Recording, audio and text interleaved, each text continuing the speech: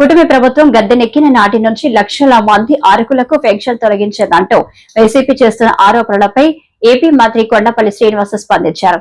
అధికారం చేపట్టిన నాటి నుంచి ఒక్క పెన్షన్ కూడా తొలగించలేదని ఆయన స్పష్టం చేశారు. గతంలో డ్వాక్రా సంఘాలు ఏర్పాటు చేసి మహిళలు ఎలాగ అభ్యున్నతి తీసుకురావాలి, మహిళల ద్వారా ప్రతి కుటుంబం కూడా పేదరికం నుంచి ఎలా బయటికి రావాలని ఆయన తీసుకున్నటువంటి నిర్ణయాలు ఈరోజు దేశం అంతా కూడా ఆచరిస్తున్న జరుగుతూ ఉంది. మరి అలాగే ఈ పెన్షన్స్ కూడా అంతే ప్రాధాన్యతతో గత తెలుగుదేశం ప్రభుత్వాల్లో చేసుకున్నటువంటి నిర్ణయాల్లో వికలాంగులకి పెన్షన్ కల్పించడంలో కానీ, వితంతులకు పెన్షన్ కల్పించడం కానీ, వీవర్స్కి పెన్షన్ కల్పించడంలో కానీ అన్ని నిర్ణయాల్లో కూడా గత తెలుగుదేశం ప్రభుత్వంలోనే ఎక్కువ నిర్ణయాలు ఉన్న విషయం ప్రజలందరూ కూడా గమనించాలి. అన్న నందమూరి తారక రామారావు గారు మొట్టమొదటిసారిగా పెన్షన్ స్టార్ట్ చేశారు. దివ్యాంగులకి పెన్షన్ కూడా తెలుగుదేశం ప్రభుత్వంలో రావడం జరిగింది.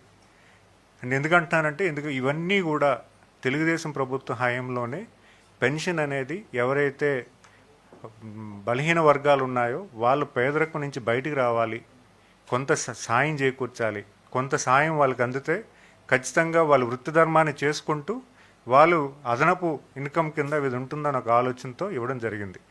మరి అంతేకాకుండా వృద్ధాప్యం పెన్షను ఈరోజు గ్రామాల్లో మేము ప్రతి నెల 1వ తారీఖు వెళ్తూ ఉంటే చాలామంది వృద్ధులందరూ కూడా చాలా సంతోషంగా ఉన్నారు. ఎందుకంటే ఈరోజు ఎవరి మీద ఆధారపడకుండా గౌరవంగా గర్వంగా వాళ్ళు బతికే పరిస్థితి ఈరోజు గౌరవ ముఖ్యమంత్రి గారు అవకాశం కల్పించారు. ఎందుకంటున్నారంటే మేము వెళ్తున్నప్పుడు వాళ్ళు తీసుకొచ్చినటువంటి పలకరింపు కానీ, వాళ్ళు తీసుకొచ్చినటువంటి మాకు చూపించినటువంటి అభిమానం కానీ చాలా సంతోషం వ్యక్తం చేస్తుంది. ఎందుకంటే మీ ఇస్తున్నటువంటి చిన్న సాయం అయినా కూడా ఆ కుటుంబానికి ఆ వృద్ధాప్యంలో ఉన్నటువంటి వ్యక్తులకి చాలా సంతోషాన్ని కలిగిస్తుంది. అదేవిధంగా దివ్యాంగులకు కూడా వాళ్ళు ఒకేసారి ఈ ప్రభుత్వం ఏర్పడిన వెంటనే 3,000 నుంచి 6,000 రూపాయలు పెన్షన్ పెంచడం వల్ల కూడా వాళ్ళు కూడా చాలా సంతోషం వ్యక్తం చేయడం జరిగింది.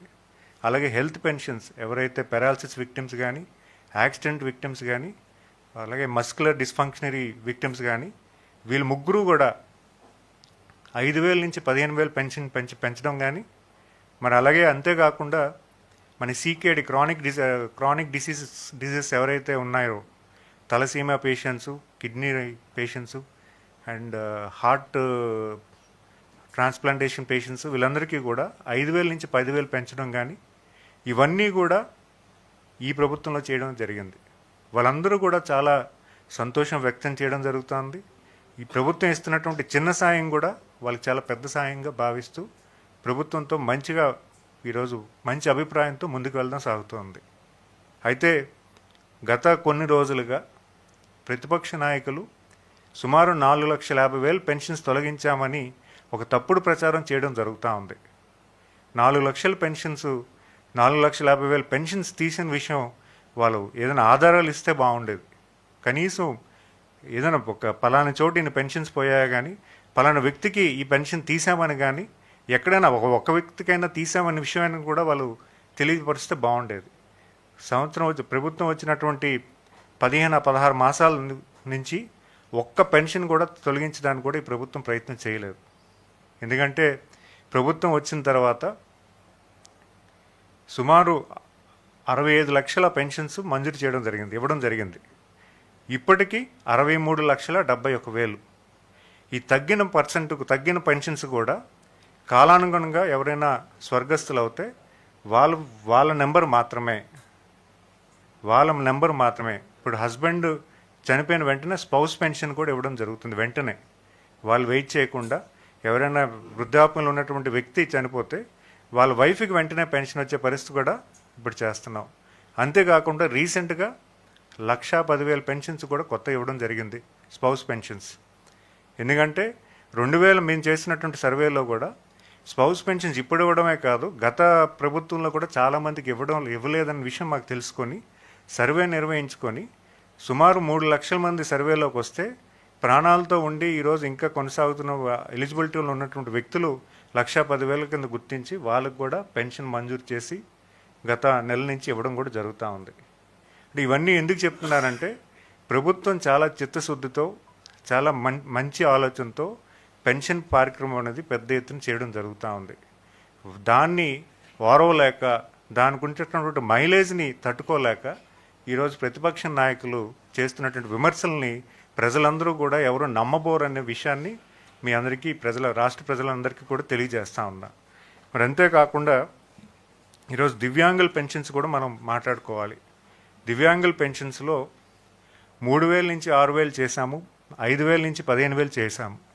అయితే గత ప్రభుత్వం ఏర్పడిన కొద్ది రోజుల్లోనే కోనసీమ జిల్లాలో అలాగే